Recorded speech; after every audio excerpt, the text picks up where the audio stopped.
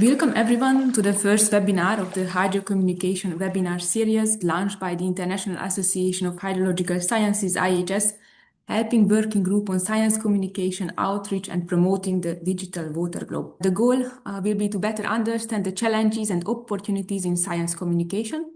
And more specifically, we want to address how we can translate complex hydrological science into knowledge that informs action, which is an important question of the third IHS Scientific Decade Helping. So our first webinar session is on the topic Voices from the Ground. And we have really two outstanding speakers today whom I want to warmly welcome. Dr. Mansee Bhargava, founder, director of Water Conversations Towards Water Conservation, research entrepreneur and senior research scientist at the Karl Ossielski University of Oldenburg. And our second speaker will be Dr. Christian Leduc, hydrogeologist, emeritus research director at the Institute for Research for Development at the University of Montpellier, France. Our first speaker today will be Dr. Bhargava. She's a researcher, educator, speaker, and mentor. She has her master's from the CEPT University Ahmedabad and MPhil from the University of Cambridge and a PhD from the Erasmus University Rotterdam. She is currently a senior researcher working on the trilateral Mansee project at the Institute for Chemistry and Biology of the Marine Environment at the University of Oldenburg, Germany. Her speech today will focus on advocating for water conservation towards water conservation, and she conducted more than 400 online sessions, complemented with almost equal number of on-site conversations through walks, talks, workshops, seminars, conferences through her foundation. So without further ado, I would like to invite our first speaker today, Dr. Bhargava. The floor is yours. Thank you. Thank you so much for this effort, and welcome to all of you to the first interaction or communication which we are going to have. This is, of course, I am saying I am Warden instead of saying I am Mansee, and for many years I have been calling myself as I am Water. So I will quickly now share my screen and also congratulate the entire team who is trying to put it together, and at the same time invite to collaborate with us on doing these conversations, because we have already laid the foundation for water communications. I assume you are seeing my screen, right? Yes. We can see your screen. Thank you. Thanks. So I'm going to basically get into two parts of the presentation as why I am here these days, and basically the learning from a new ground. First time working in Germany, but working on 3 countries project on Wardency. And I bring a 30 years of experience on working on ground, which is my playground, that is in India. So this will be in 2 parts of my talk, and I will start from Wardency to get all of us together, so that I know most of you are also from Europe here in this talk today, and those who are not are also invited to collaborate with us.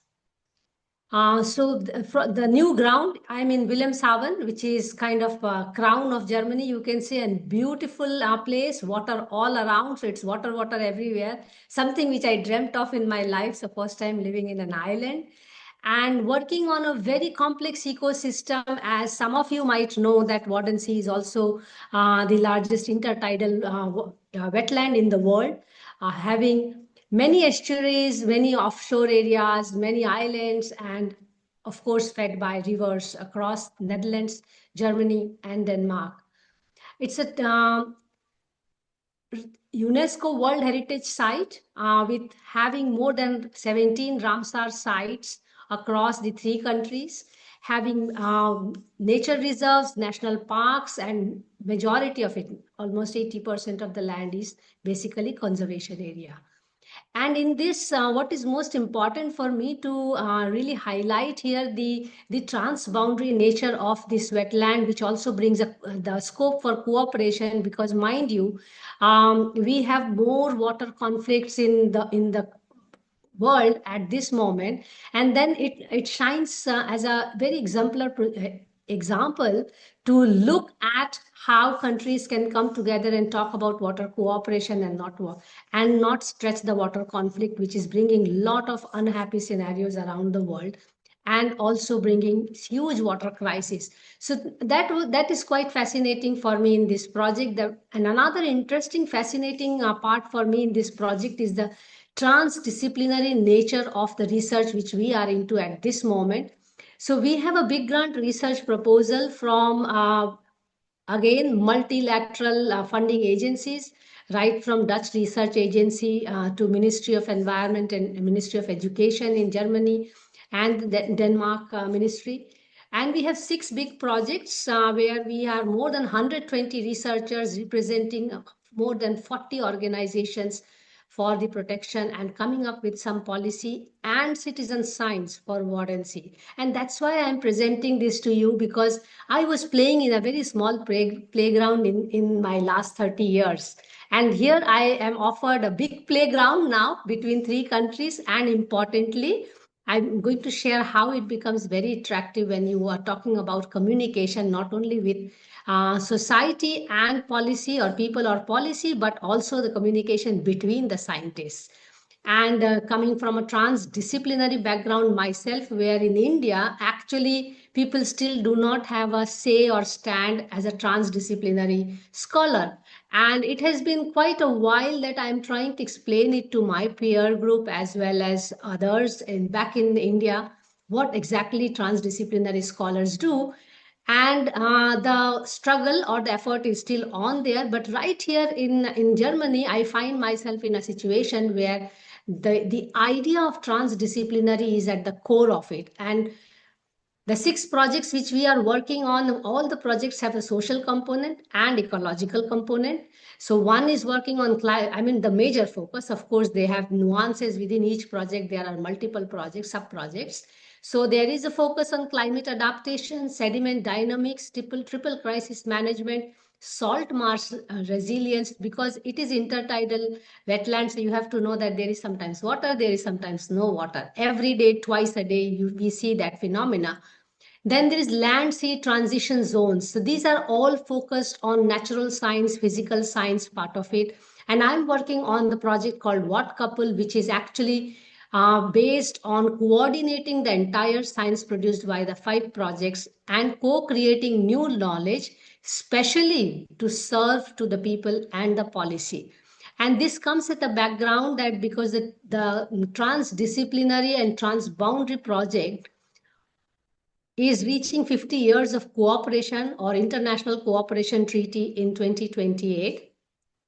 And you have to also understand how interesting it is that 50 years ago, bunch of scientists, bunch of NGOs came together and lobbied amongst each other and to the government of the 3 countries to come up with a treaty of international cooperation between these countries. And that's where I see the power of science also, and how can we navigate ourselves to communicate not only to people but also to policy and bring change in the way things are looked at. So here we stand today. We are doing a bit of things as coordination. So our part is mostly social science part of it. And most of the scientists in other 5 projects are focusing on the physical and ecological science, as I mentioned. So we have to really take a very transdisciplinary approach. So we are having 3 stages of work here. Trying to see what kind of knowledge are produced by our 5 project partners and what are the scope of integration, and then what are the scope of including societal actors, which actually includes both people and the politicians and policy makers, and then how the knowledge that is produced by the scientist can be translated or transferred to the other stakeholders of the wardency and also people at large. So today I am actually talking to you as part of my global outreach program. Then the third part of our project will be actually looking at, which is our scientific part, looking at how other partner projects are working and where do they sit in establishing interrelationships between the social part of the project and the natural part of the project. So that is a framework which we are using called Social Ecological System Framework, developed by Elinor Ostrom and the Ostrom Workshop in Indiana, Bloomington. And that was also part of my PhD research at Erasmus University, Rotterdam. So this is how we are putting science into a framework where we also talk about connecting with the society. So this is how actually it looks. If you can see my mouse moving, you will see that we all work in silos. We have our disciplinary boundaries. We have our scope, I will say, the institutional prerogatives. We have our ideas and ideologies, and we produce some work. We produce some actions on the ground. We produce publications. I mean, when I'm saying we I mean all of you also. And then the catch is actually on how to come together to work and produce something that is useful for the society and policy making for future. As I said, in 2028 we are happy maybe the three countries revise their policy, or new amendments come in the policy of agreement between three countries. So how will that happen? That can only happen when there are integration, when there is also enhanced visibility that government is working on this project, when there is increased visibility that scientists are working on this project, NGOs are collaborating. So these are something very, very important aspect as a transdisciplinary scholar that you bring to these kind of projects where every individual contribution is important, but at the same time collective contribution becomes very, very I will say contributing. And the catch is actually where we all work in a competitive environment most of the time. How do you really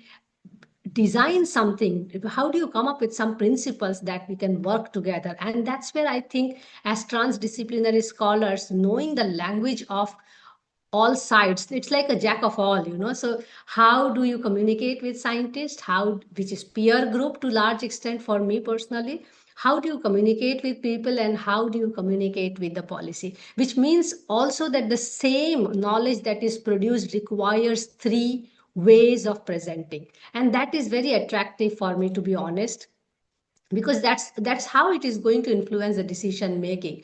So basically what we have to all learn when we come as a collective, not only for wardency, I'm just giving example of wardency, but our individual knowledge is important and it must be there. So I'm saying that we have to be specialist in something, not everything, but small something in a larger collective. But the art will be how do we come together and complement each other to produce some new knowledge. And here in this case, in Wardency project, we are actually talking about not only producing new knowledge, but also building a legacy. Because this is one of the projects where I think even all the three countries, governments and researchers and scientists are very hopeful to build a legacy for future wardency protection and management. So that brings me to how we are doing it, and that is where, as transdisciplinary practitioner, comes very handy. I mean, with more than 120 scholars and me not knowing almost anybody in there, I just knew one person out of the 120 plus people. So starting with communication with each other, finding ways. So first communication level is with communication with the peer group. Can we find a match? There are people from botany, from chemistry, from geography, from geology, from limnology, from hydrology, from social science, from planning, from architecture, and you just name it. How do you come together? Ways are there: surveys, interviews, one-to-one meeting, collectively working on different projects, writing proposals, many more things. And that is where you have to explore. So first 6 months in the project, I have been exploring, and I am actually bringing what I have learned in my playground. But I will again put a disclaimer here, but because my playground was a very small scale playground, I was really a grassroots worker or a ground person. And what I thought it is important for us in water sector in India was that there are so much of knowledge available. India's ancient water wisdom is well known, from Vedas till the latest technology you can talk about of making duckweed to clean river. During Corona week, I came up with an idea to build a water collective or a citizen collective. It's now 5 years old, and we designed actually with some friends. We came up and then we have an idea to come up with conversations. So the tagline became Water Conversations for Water Conservation. Now, 5 years down the line, this month I am on a break. So we start from 3rd of June again. We had 7 seasons. 400 plus online conversations, very consistently, going to be honest, connecting more than 600 speakers with more than 400 organizations who have connected with us, and almost 6,000 participants who have joined with us. Now, one may say that this is just a conversation, but we have actually complemented with on-ground work, but not at a scale of Wardansea, at a very small scale, going for small lake walks and other things. But I will share those things now very soon. But the idea of this conversation was to bring people together and importantly become the background or backbone to acknowledge and appreciate the water community, and importantly their contribution they are doing to manage and the water and its knowledge, by the way. So we have Wednesdays for water, we have Friday waters. Within Friday waters, very interesting sessions, water talkies, book reading sessions. I will just go to the next slide actually, and it will show. So in Wednesdays for water, on the bottom way, you will see that we have actually panel discussions on different topics, and we run themes like riverscape themes. Then we have water education themes, youth themes, climate crisis, pollution themes, then water anxiety, the one of the recent started themes.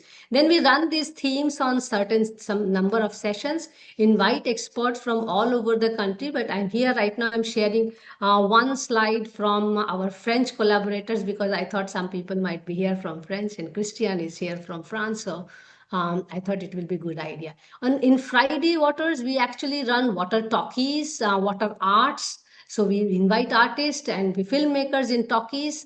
Then we have water reading club, where we invite authors to present their book and discuss as a book review. Then water thesis club. Many PhD scholars have used our platform as their defense preparation. So we have thesis. So researchers are invited to present there.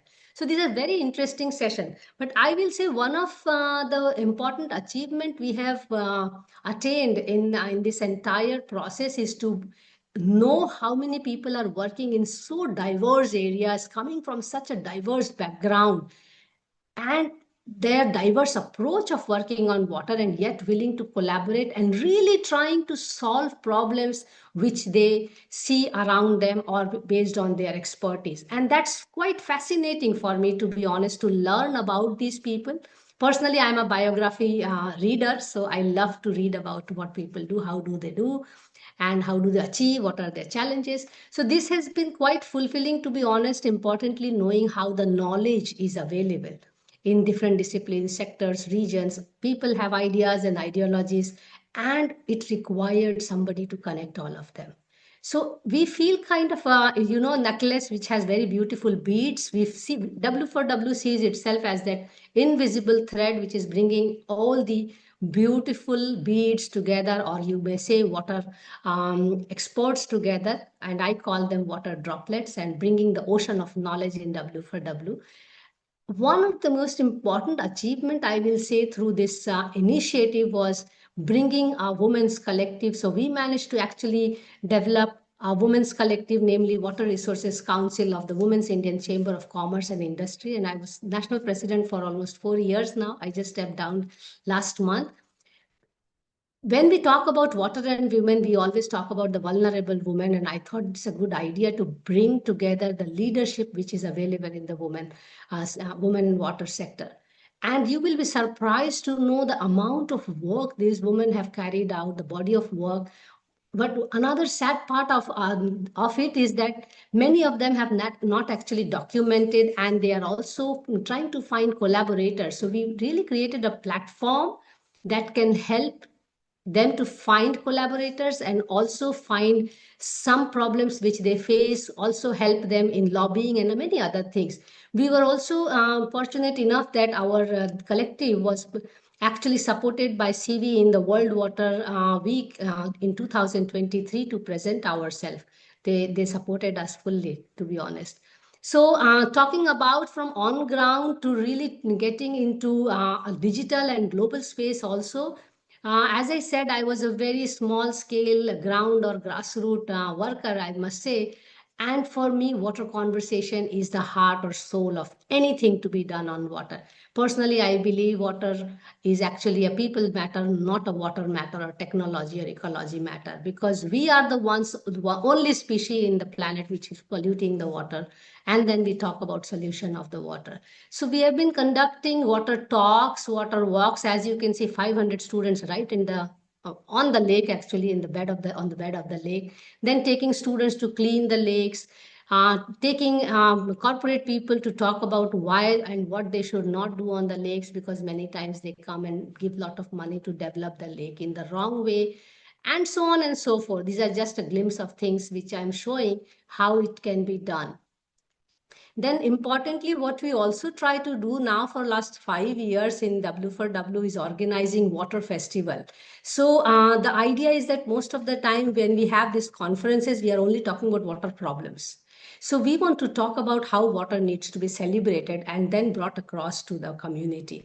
And we invite again people, most of them are our speakers, youth, half of them are youth participants. Gender and generation in W4W has been our strength. We have really tried to manage that balance all the time in all our events. So this is like 5 years now. Sixth Waterfest is under preparation. You all are invited to do join us somewhere in the country.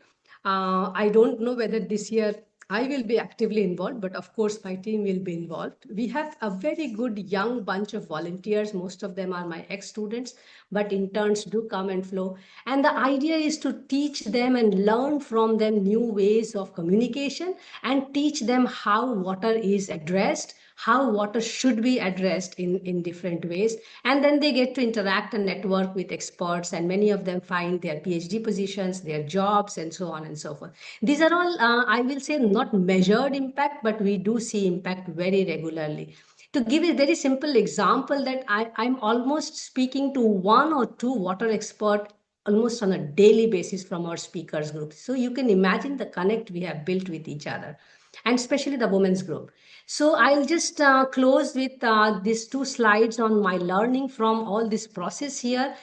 I strongly believe water management is primarily people management. So we have to invest on social aspects. And I say this in India all the time, that if you have a project worth 100 million, spend 50 million on people's awareness and awakening. For me, science and tech is second step, not the first step. Pardon me for my understanding for over 30 years. And I think we are a minority as water experts and groups. And making a water collective, building that trust is the key, and it is very time consuming exercise. Why it becomes difficult is more because we are all knowledgeable people there. We have a way of looking at the world, way of looking at the problem and solution. And then most of us somehow, by I will say by our instinct, are proponents of action. So we want to do something on the ground. That's what I learned. And there are not many takers, especially in India, on of knowledge production. And I see that as a challenge and also as a gap. And that's where we find that at W4W, actually, most of the sessions which we are holding, we are also planning to convert them into simple blogs and news and essays. And this is where youth are learning to write and learn the issue, but also communicate it to the world. We have not managed to do all of them. We have just reached 50, because it's also youth has to be motivated. But I think the language of communication, documentation, and dissemination when you practice in this kind of field is extremely crucial. And when I'm talking about these three, so you can imagine a 3 by 3 matrix, actually 9 boxes here. The language between the scientists, so knowledge producers, from scientists to the policy makers, what goes there? It's same work, you have to produce it 9 times, to be honest, or 3 times minimum. Scientists to policy and scientists to people. And this is a catch there, that we all actually take up 2 or 3 options out of the 9 options in this matrix, and it is therefore important that we form a collective and produce all the 9 forms of knowledge required. And I think what my biggest concern with the water community, and I'm very explicit about it, that we are constantly in the state of solving the water problem. So when you look at the water groups, water knowledge, it is about there is a problem and we have to solve it. When I look through the scholarship available, you will barely find less than 5% water knowledge on the area of appreciating water. And this is, I can say, from my 30 years of experience. So my point then is to, we have to really bring the focus on letting science first appreciate the presence of water, celebrate it. We should design some things where that is how water festival came into our mind. We should actually make people celebrate it, water first, before we tell them and scare them there is a problem and we have to solve it. This also applies to policy, by the way. So I think that is where we are falling short as a community. We have to replan or redesign our strategy. But the catch is always about actually how do we come together as a collective when we come from different disciplines, background, region, ideas, ideologies, technologies. It is extremely difficult, and the process of coming together, unfortunately, is intangible, undocumented part, right from how do we communicate with each other.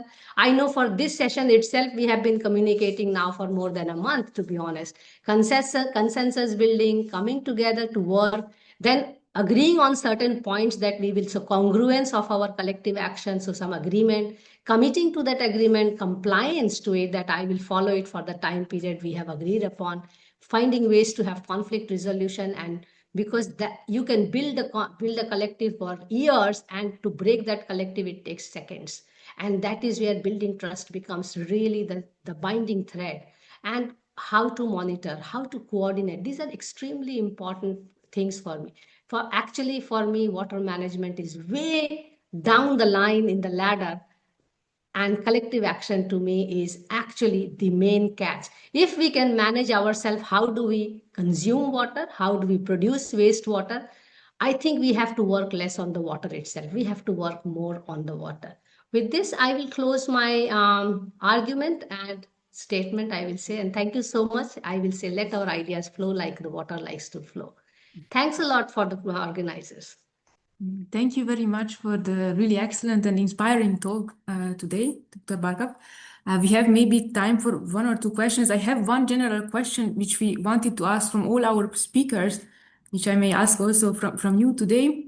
Just very shortly, if you want to summarize for our working group, what are the challenges in communicating hydrological science, and what opportunities do you see in communicating for a meaningful change? Just very, very briefly, with 2, 3 sentences, if you could maybe give us.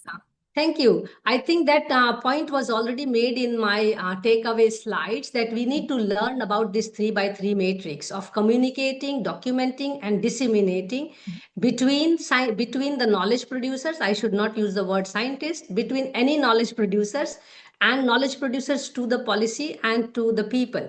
When you look at that matrix, you realize that you need different kinds of language and different kind of tool. For example, publication are for certain group, newspaper article are for certain group, hands-on exercise are for certain group people, then you are writing blog is for certain group people, doing social media campaign is for certain group of people. So we have to start filling those boxes and see who can do what, because I cannot do everything and you cannot do everything as well. But if we sit together as a collective and we choose that we will take these parts, I think we can still crack that communication. You are so right in that question, that the communication with the society is the challenge, not the science and technology. We have enough science and technology now to solve water problems. Thank you very much. Thank you. And I have one question more from the chat from one of the participants. So hello, Dr. Mansee, this is Valinta. I'm working on groundwater extractions on the Chennai River Basin, highly urbanized and high demand for water. One of the prominent factors is unregulated extractions of groundwater, which has high impact on groundwater recharge depletion.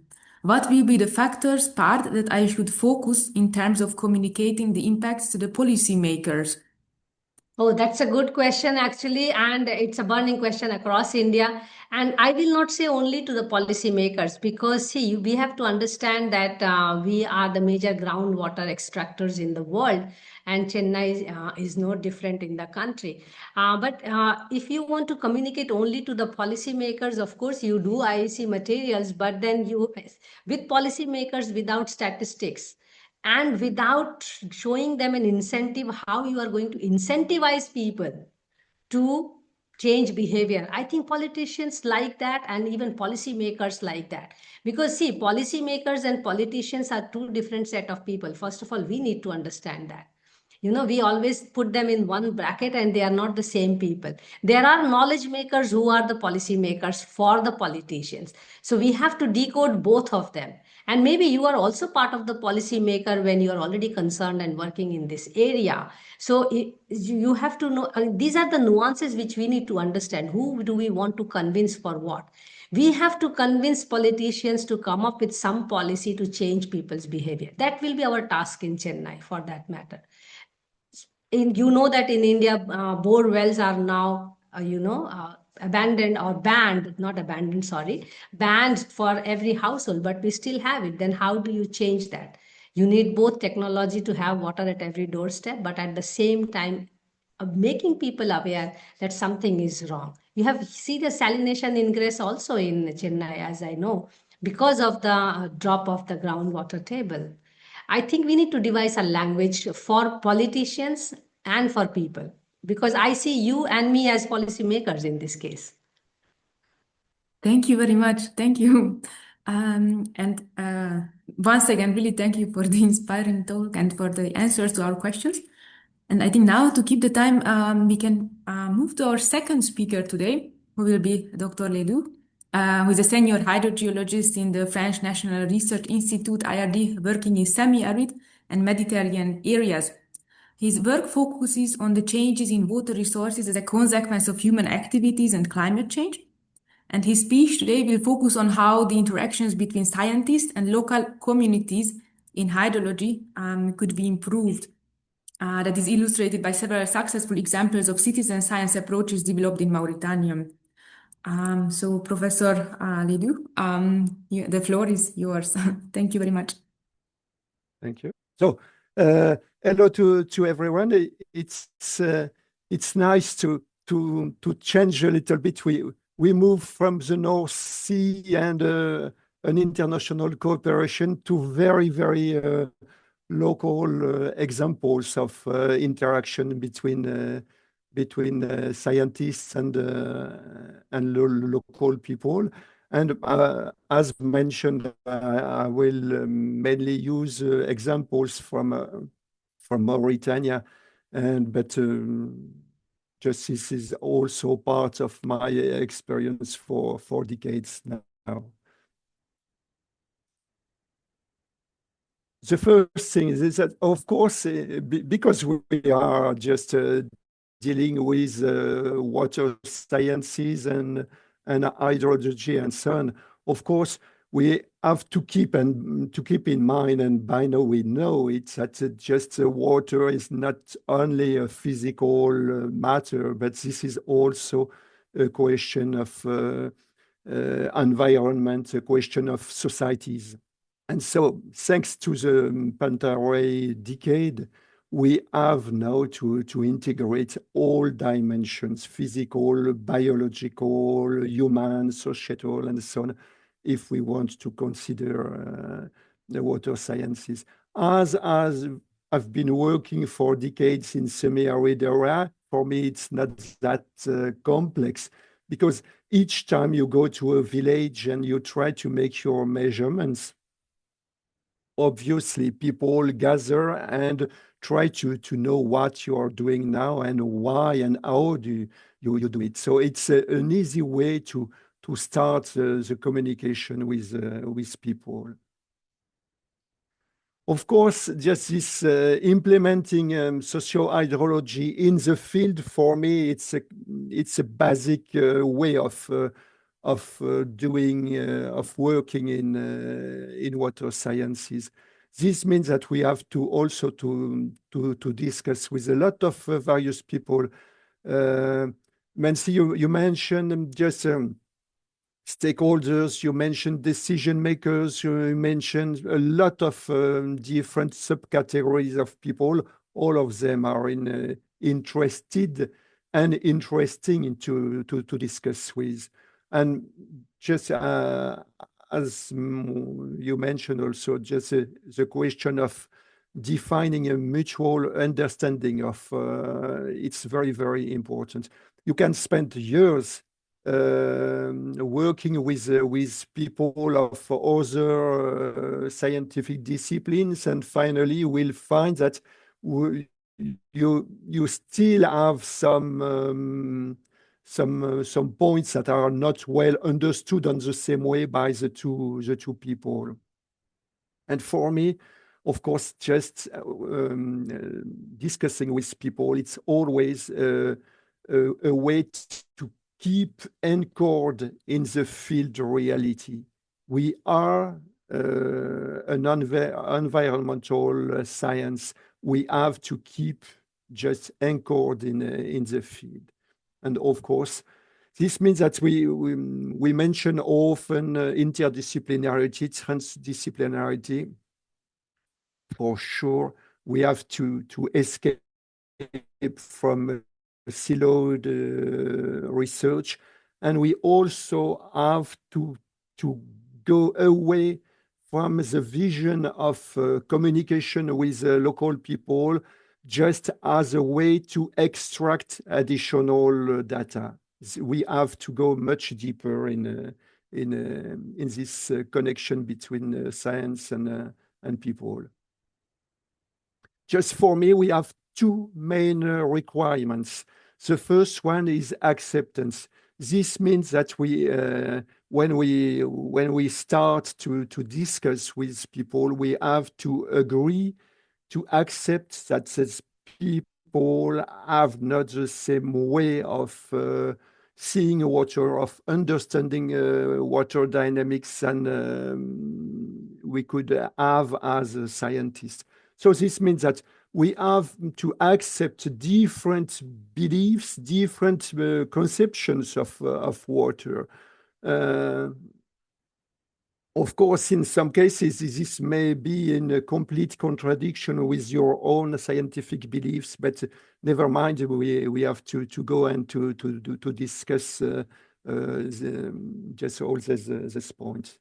The second point that for me is essential is the time.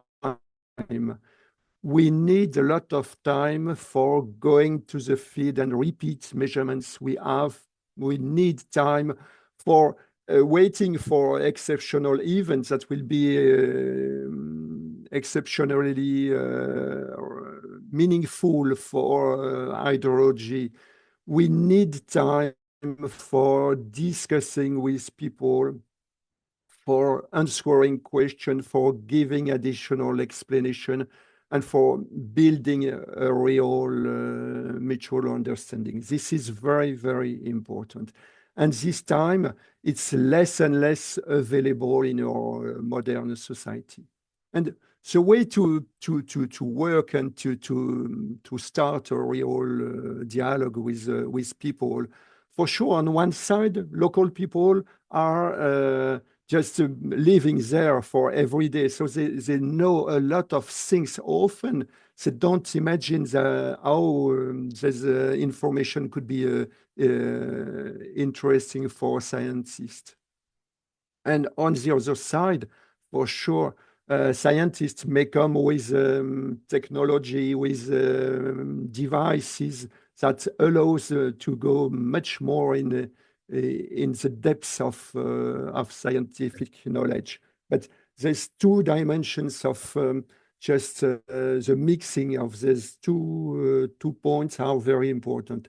And just a dialogue could be based only on trust and curiosity. We need a mutual trust. We need a mutual curiosity. This is essential. I will take some examples from Mauritania.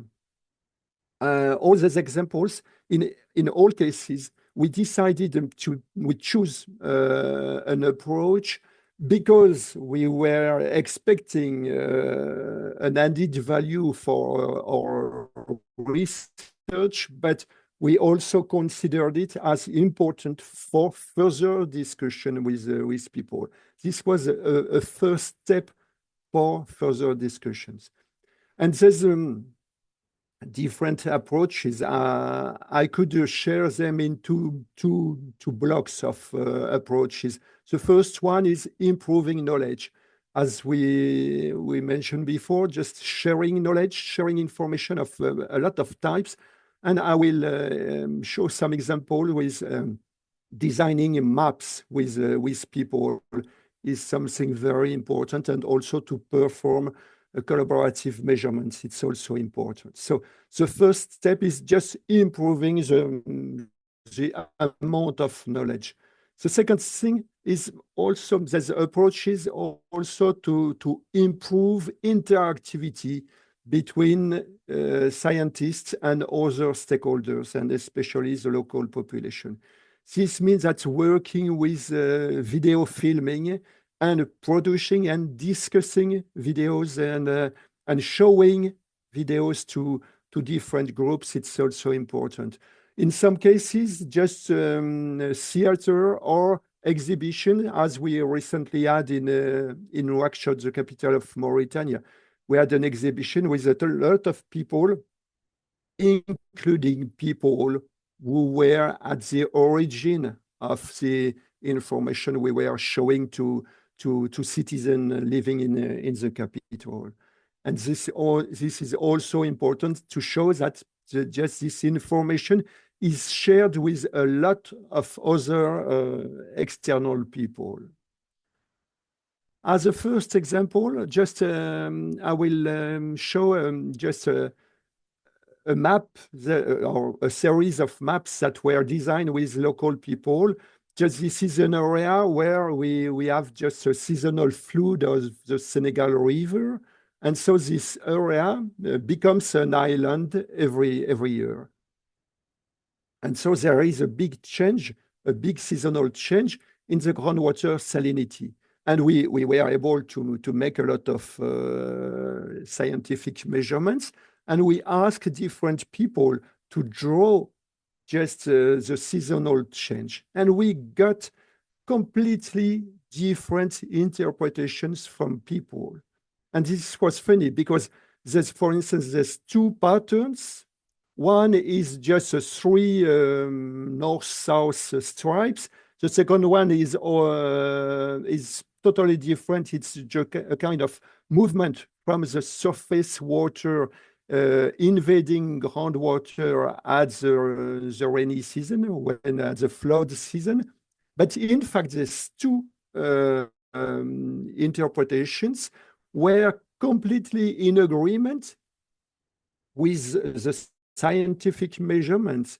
And so this is interesting because it means that there is at least two ways to interpret just field reality. And this brings also scientists to go a bit further and to ask which option could be better, and also to perform new measurements to identify which one of the interpretations should be better. So this was a first example of just a funny difference in the field, but also with a lot of consequences for scientists. A second example, it was in the mountain in the northeast of Mauritania. We went there because we thought that there was a decrease in groundwater availability. And so we went on with measurements and so on. And the local people saw us working. They asked a lot of questions. Why do we do that? For which purpose? Which kind of device do you use, and so on? And finally, they very quickly connect our scientific question with their local questions. And most of their questions were connected with salinity and not with groundwater quantity. And they asked us to borrow some conductivimeter to be able to measure by themselves. So it was very, very interesting. And a few months later, when we came back they were performing a lot of measurements, and we were able to discuss the new information that they were providing. And so it was funny because they described just the movement of groundwater salinity a bit like a snake, a giant snake moving. So this, of course, there is no snake at all. This is just an image, but showing small movements of groundwater, just salt, and it was funny, and also something interesting that they completely changed their way of speaking of salinity. Before, they used some adjectives just for low mineralization, middle mineralization, very high mineralization. And a few months later, they were only referring to 50 millisiemens per centimeter, 80 millimeters, and so on. It was funny, and for them, it was very important because they decided to change the wells where they were taking water for irrigation.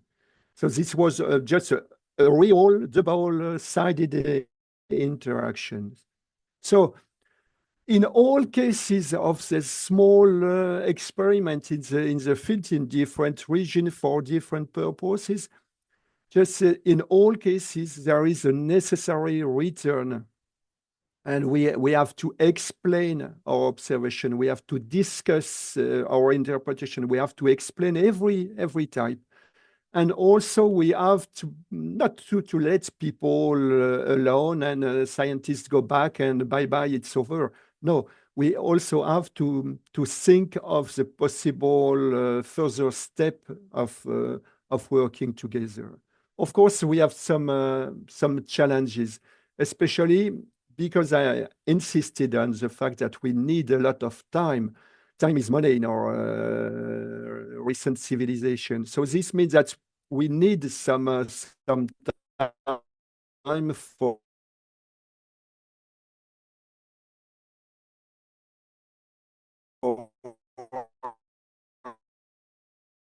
a long term, and also have to consider just all the main topics of interest for the people, and we have to keep it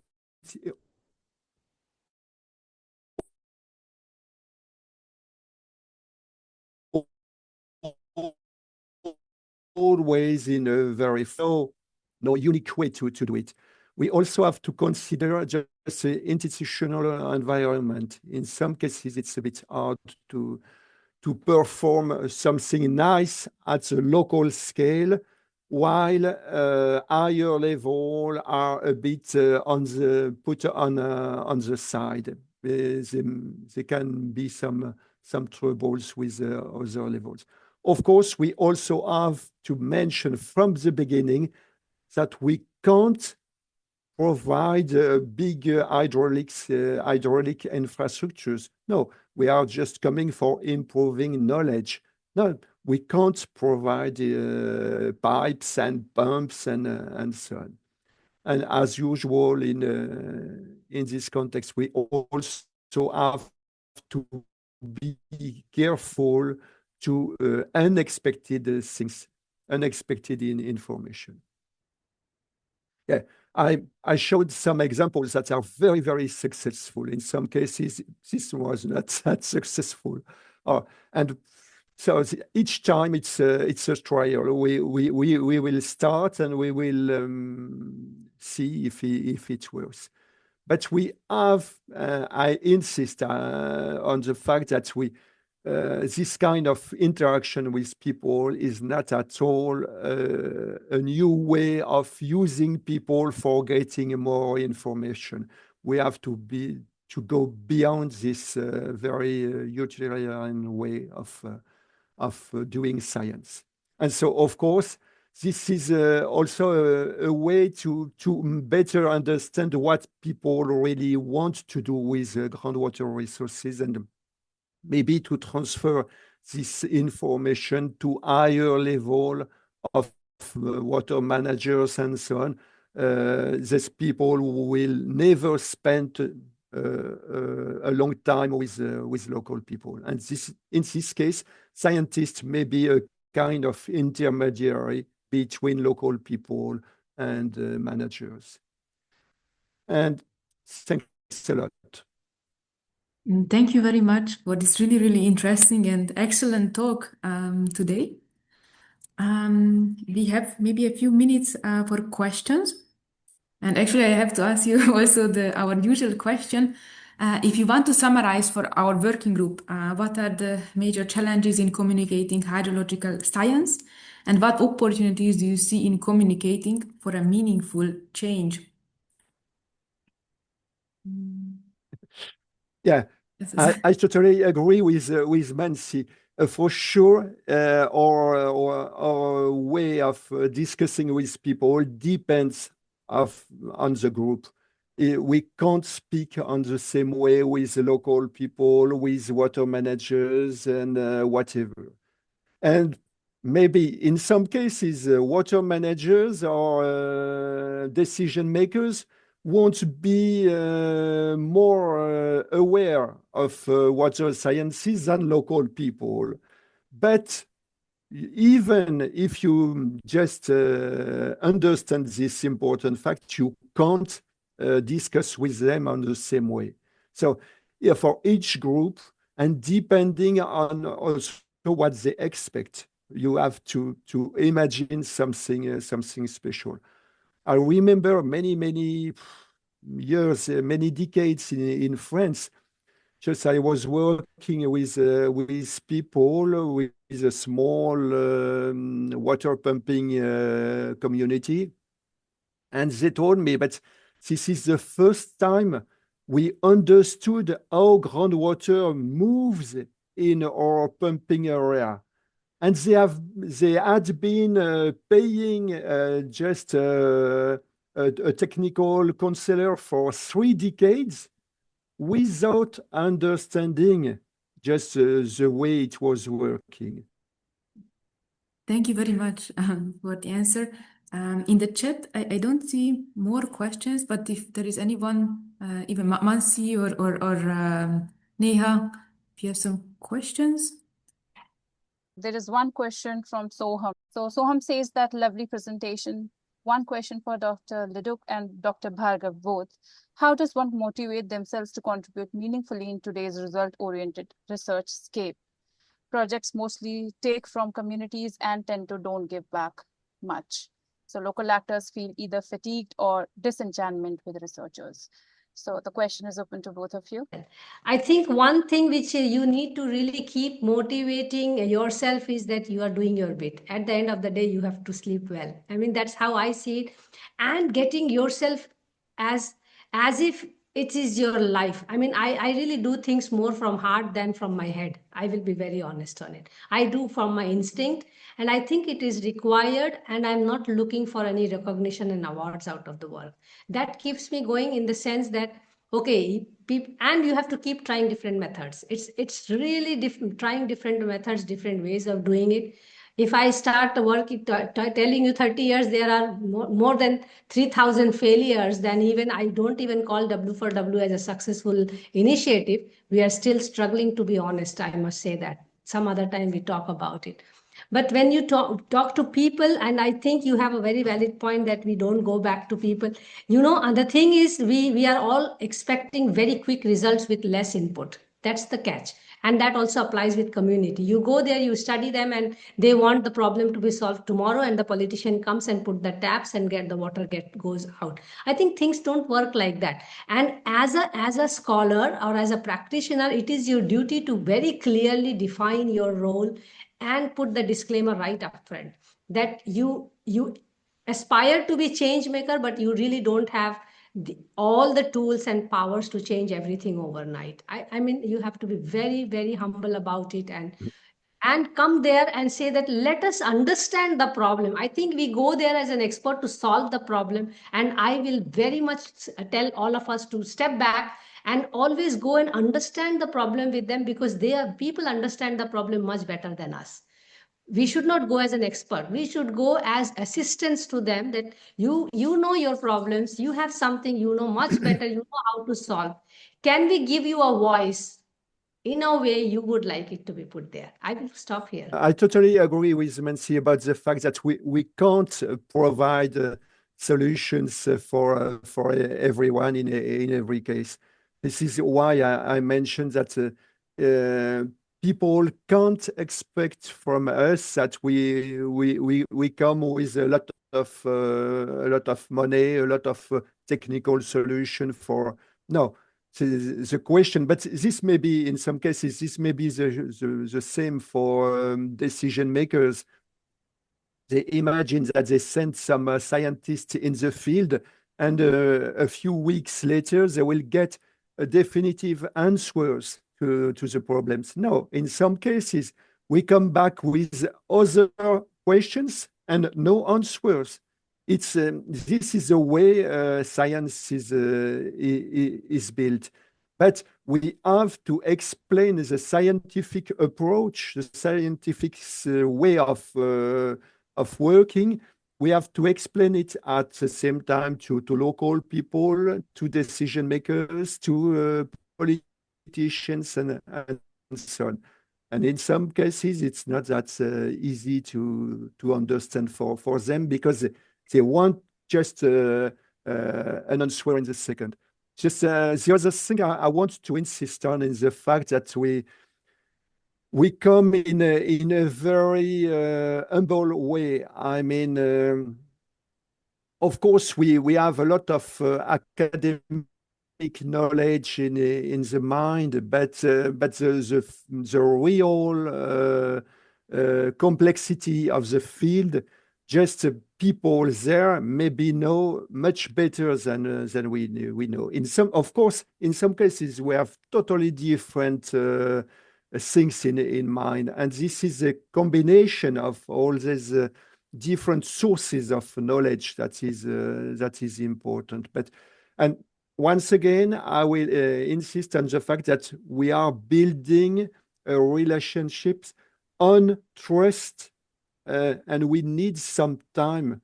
If you want to make people confident, you have to spend time with them, and you have to explain, not just coming for extracting information. It's not the right way. And I will stress that point, that many scientists think that just socio-hydrology is just a new way of providing additional information to hydrological models. No, for me, it's just with a much higher ambition to get information, but also to exchange information. This is just much more important than just to take data from the field. Thank you very much for the input and the opportunities. And I would really like to thank to both speakers for the excellent and inspiring talks today. We are really grateful that you accepted our question and offered for the presentation. And really thank you very much for both of you. Thank you very much. Thank you. Bye. Thank you. Bye. Bye. Christian. Thank you. Bye. Bye. Bye. Bye.